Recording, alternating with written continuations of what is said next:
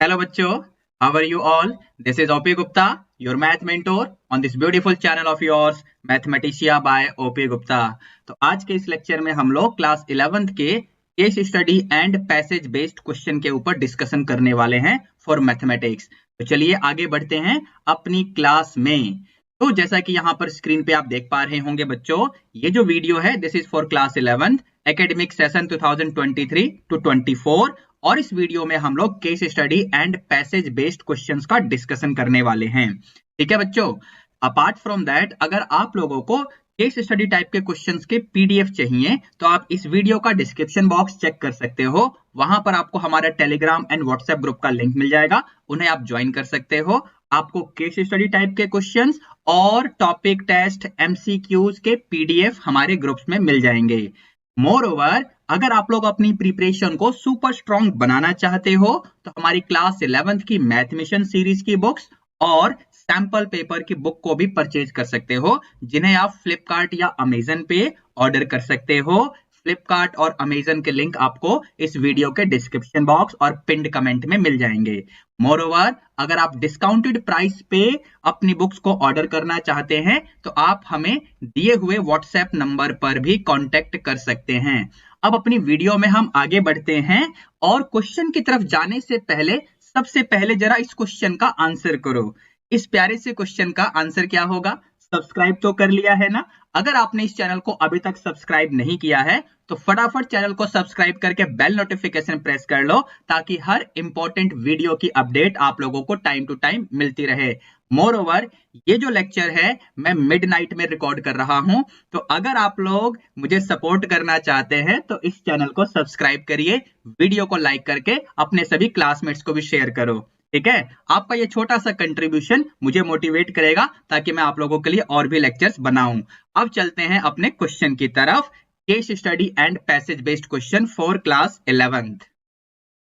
There are 3 brands of milk available for sale in a city: brand A, brand B, and brand C. In a town of 10,000 families, it was found that 40% families buy brand A, 20% will buy brand B, and 10% will buy brand C. Also 5% family buy brand A and B, 3% buy B and C, and 4% buy A and C. It is further found that 2% families buy all the 3 brands. ठीक है, यहां पर अब आगे क्या बोला हुआ है पढ़ लेते हैं। Based on the above information, answer the following questions. अब इससे पहले कि मैं आगे बढ़ूं, सबसे पहले यहां पर हमें सेट्स एज्यूम करने पड़ेंगे। तो स्टेटमेंट मैं आपके लिए स्क्रीन पे डिस्प्ले कर रहा हूं, ध्यान से देख लो। हम यहां पर मान लेंगे कि late A, B and C denote those families who have taken brand A, brand B and brand C respectively. ठीक है बच्चों, अब इसके बाद यहां पर हम वेन डायग्राम की हेल्प से अपना सारा काम करेंगे। तो बेसिकली यहां पर ये ब्रांड A वाले फैमिलीज हो गई, फिर ये आपकी ब्रांड B वाली फैमिलीज हो गई और ये आपकी ब्रांड C वाली फैमिली हो गई। ठीक है, यहां पर A, यहां पर B और यहां पर C। यहां पर एलिमेंट्स लिख लो, ये A हो गया, इसे B कर लो, इसे C, इसे D, यहां पर E, यहां पर F और यहां पर G। अब क्योंकि ये वेन डायग्राम है तो हमें यहां पर रेक्टेंगुलर बॉक्स को भी तो कंस्ट्रक्ट करना पड़ेगा बच्चों। तो इस तरीके से हमारा वेन डायग्राम बन चुका है ये। ठीक है ना, ये आपका यूनिवर्सल सेट यहां पर मैंने लिख दिया, U से रिप्रेजेंट कर दिया। ठीक है, अब क्वेश्चन में क्या क्या इंफॉर्मेशन थी उनको हम यूज करते हुए यहां पर इक्वेशंस बनाएंगे और फिर उन्हें सॉल्व करके इन सभी क्वेश्चंस का हमें आंसर करना होगा। ठीक है, तो सबसे पहले जैसा कि हमने देखा कि 40% फैमिली ने ब्रांड ए को बाय किया, ऐसे ही 20% ब्रांड बी के पास गए और 10% ब्रांड सी के पास गए। वेन डायग्राम के हिसाब से अगर आप एन ऑफ ए लिखोगे, एन ऑफ बी लिखोगे और फिर एन ऑफ सी लिखोगे तो ये क्या आएगा? चलिए देखते हैं जरा। एन ऑफ ए का मतलब a plus B plus C plus D, Venn diagram को देखते रहना। एन ऑफ बी का मतलब b plus C plus E plus G. ठीक है, एन ऑफ सी का मतलब c plus D plus E plus F. अब इनकी वैल्यूज क्या थी बच्चों? 10% ऑफ 10,000। अगर आप चाहो तो इसे प्रॉपरली यहीं पर कैलकुलेट कर लो, बट वेट करो, मैं बाद में ही करूंगा ये सारा कैलकुलेशन। एन ऑफ बी में क्या आएगा, एन ऑफ बी यानी 20%, ठीक है, और एन ऑफ ए था आपका 40%, ठीक है बच्चों, 40% ऑफ 10,000, 20% ऑफ 10,000, और इसका तो मैं बता ही चुका हूं, इनफैक्ट ये सारी कैलकुलेशन मैं लास्ट मोमेंट पे करूंगा, ठीक है ना, लास्ट वाले स्टेप में। इसके बाद यहां पर हमें फर्दर क्या इंफॉर्मेशन दी गई है कि वो फैमिलीज जिनके पास brand A and brand B both है वो 5% है, इसी तरीके से बी एंड सी वाले 3% है, और फिर ए एंड सी वाले 4% है। यहां पर n of A intersection B अगर आप डायग्राम के हिसाब से लिखोगे तो ए और बी मतलब बी प्लस सी हो जाएगा, और ये 5% है। इसी तरीके से n of B intersection C, तो वेन डायग्राम के हिसाब से बी और सी में इंटरसेक्शन लेंगे तो ये सी प्लस ई बन रहा है, and this is given to be 3%, ठीक है।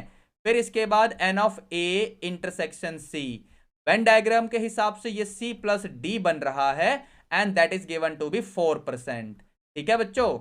एक इंफॉर्मेशन और थी यहां पर कि 2% फैमिलीज के पास तीनों ब्रांड हैं, ठीक है, तो इसे भी लिखना पड़ेगा, मतलब n of A intersection B intersection C, Venn diagram के हिसाब से ये सी है और ये 2% के इक्वल दिया गया है। आपके पास ये सारी इक्वेशंस आ चुकी हैं, अब इनको सॉल्व करके आपको A B C D E F and G की वैल्यू निकालनी होगी, उसके बाद आप इन क्वेश्चंस को सॉल्व कर पाएंगे, ठीक है। अब यहां से इन सभी इक्वेशंस को हमें सॉल्व करना है, so let me right on solving the equations, ठीक है। तो यहां पर जैसा कि आप देख रहे हैं बच्चों, आपको c की वैल्यू ऑलरेडी मिली हुई है, दैट इज 2%।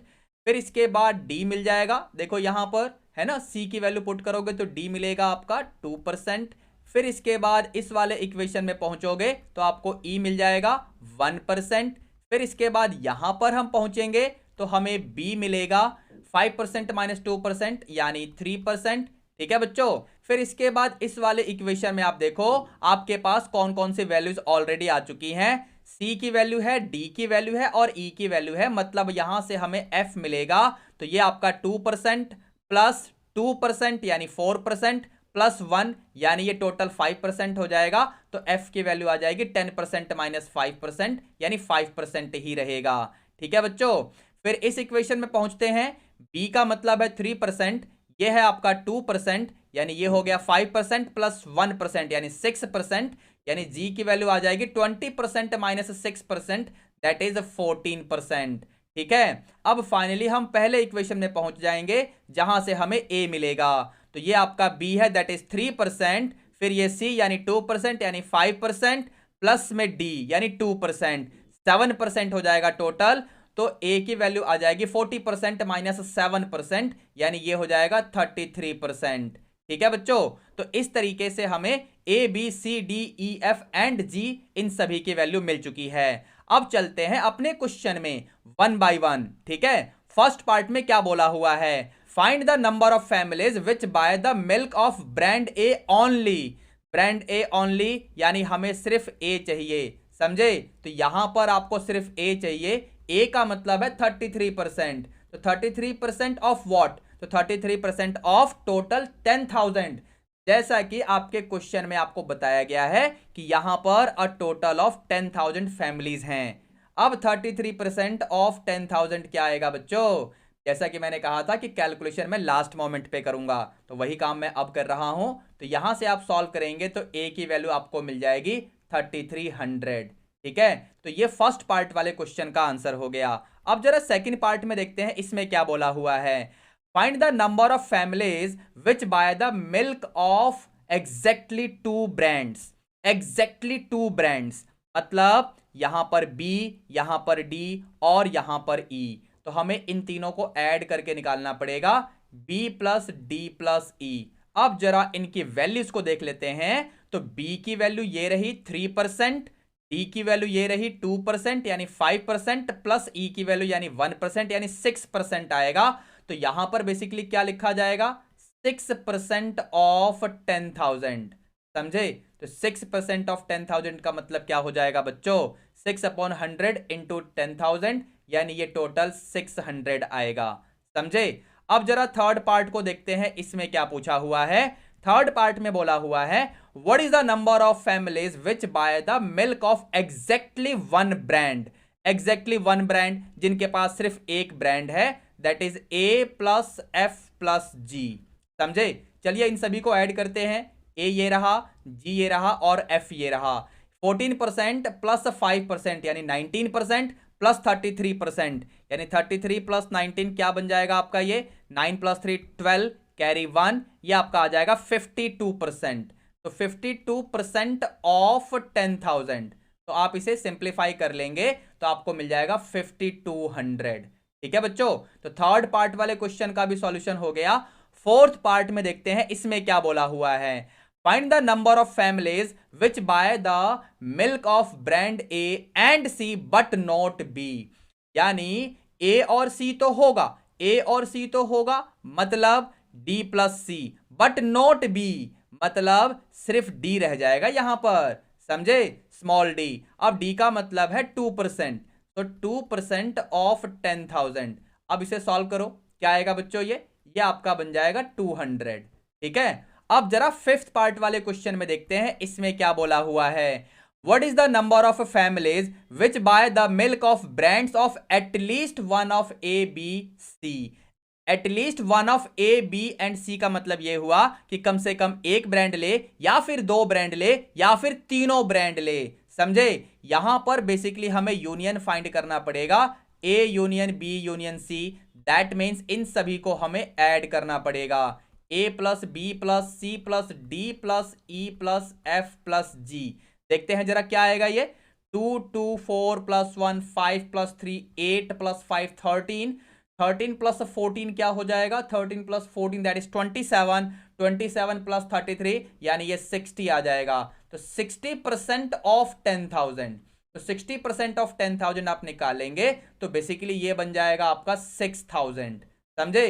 तो इस तरीके से ये पूरा क्वेश्चन आपके साथ मैं डिस्कस कर चुका हूं बच्चों।